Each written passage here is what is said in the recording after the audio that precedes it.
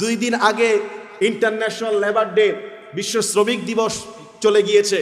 সারা পৃথিবীর মানুষ শ্রমিকদের অধিকার নিয়ে কথা বলে, মালিকদের নিয়ে কথা বলে, অথচ 1500 বছর আগে যখন এত কলকারখানা ছিল না, ইন্ডাস্ট্রি ছিল না, এত শপিং মল ছিল না, এত কাজের মজুরির সিস্টেম ছিল না, তখনও মুহাম্মদুর রাসূলুল্লাহ সাল্লাল্লাহু আলাইহি ওয়াসাল্লাম শ্রমিকদের সম্পর্কে বলেছিলেন, আ'তুল আজীর আজরাহু ক্বাবলা আন ইয়াজিফা আরাকুহু।